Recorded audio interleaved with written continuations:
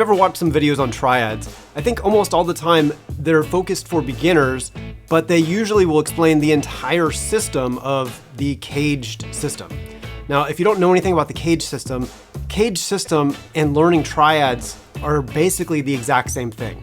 The caged shapes are basically just triads. If none of this makes sense to you, this is the right video for you, because we're just gonna skip all that nonsense stuff and get into how can you actually learn it? What's the trick to actually learning triad shapes, or otherwise known as caged shapes? So this is kind of a new system for me with this chart on the side here, and I want y'all to let me know, is this video really helpful? This is exactly what I do with my private students, and this is what I've been doing for years, over a decade, but usually I just draw it out on paper and then I give you the charts and you can see them. What you're gonna learn in this video are the 3 main shapes for major triads all up and down the neck. Let me show you what they look like now. So this is, if I'm just playing them, they look like this. Okay, let's draw them out so you can see them. So basically what we have is 3 shapes. We have a straight across line shape. We also have a diagonal line shape. And then we have sort of like a triangle type shape. And these are the 3 shapes. These are all A chords. So if I play this A string right here, that's an A shape. This is the next A shape. And this is the next A shape up the neck.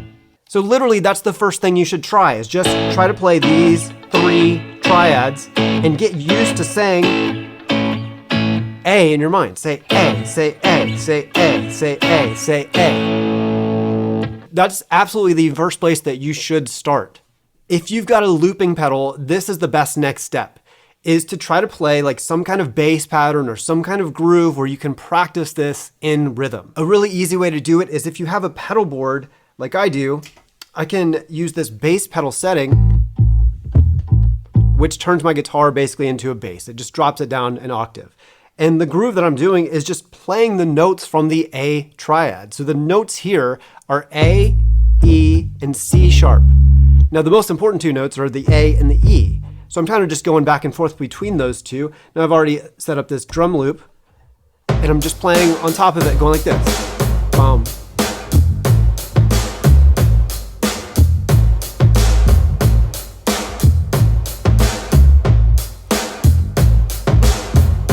Right? I'm playing through those 3 notes. Now, if you don't know the notes of the triads yet, that's okay. You can just start doing this. So I'm just playing the note A.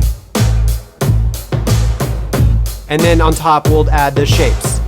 Now, it kind of sounds weird now because I have the bass setting on. So we'll record that first loop.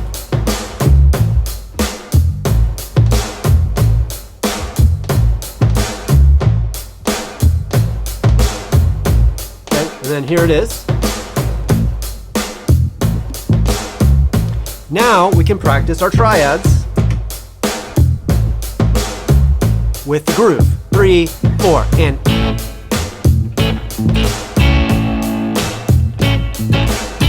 just going up and down. In your mind, you should say A, A, A, A, A, A, A, A, A.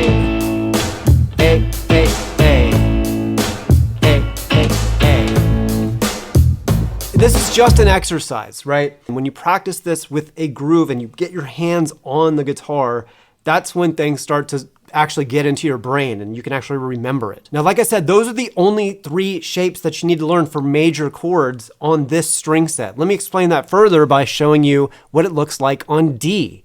So we can take those same 3 shapes we have.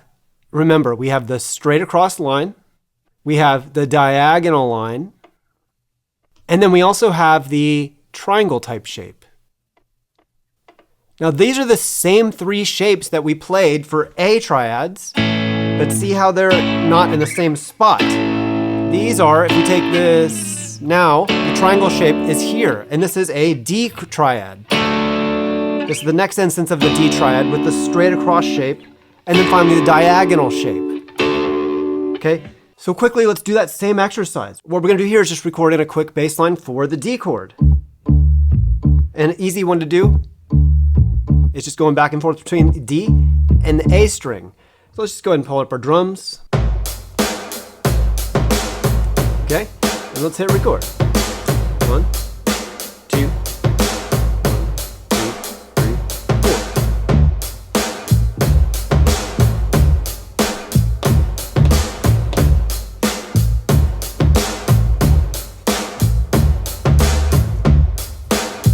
So now we got the D chord groove. So now on top of this groove, let's go ahead and practice our D triads. 3, 4, and. And then, in your mind, say D, D, D, D.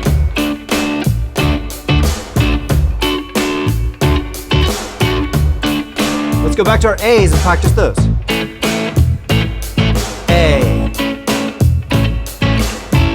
Okay, and just for help, let's put our chart back on.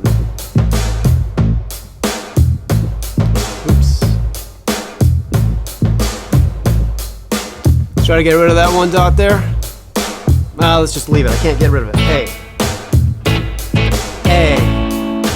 A. A. A. A. A. A. Right? Easy. Now we got D's. Okay. Now you'll notice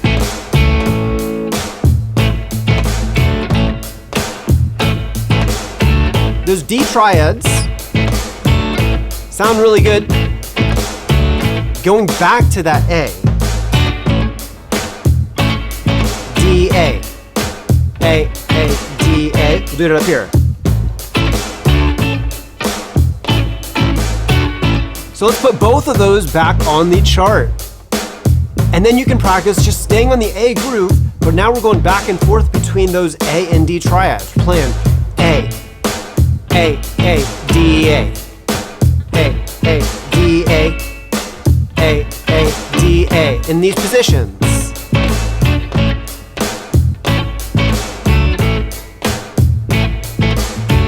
And the important thing for you to see and for you to remember here is how these two chords are paired together really nicely and how they are connected by the shape. So this shape, so A, when we want to play ornaments on A, you can play that D triad like that.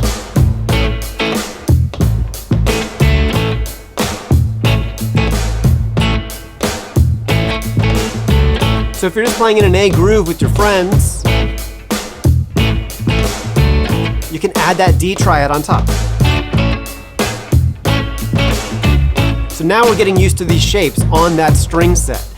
So moving forward, you would do the same process, except you would do it on a different string set. So if we look at this string set, now these are the A triads on the first string set. Okay, so you would memorize those two, and then you would do the same thing with the D triads. And then when you combine those two string sets, it looks kind of like this. Now you have an A string set here and an A there. And now you can start to mix those. Now the cool thing about this is equal to this. This is the same 3 notes as the next instance of that triad up the neck on that first string set. So see, here's A here. It's the same as this A here. So you can practice going between this A triad shape to that A triad shape, back and forth. But also, you would want to do this one where you're going up and down. And then all of a sudden, the whole fretboard starts to map itself out. That's what the cage system is about. It's not about music theory. In fact, it's not music theory at all. It's specifically for guitar to learn what we call fretboard mapping. But remember, the best thing here is to not watch really long videos for the cage system and try to understand everything about it right at the beginning. It's better to just get your hands on those shapes and start to practice them going up and down. And it's fun, and it's the easiest way for you to actually remember it.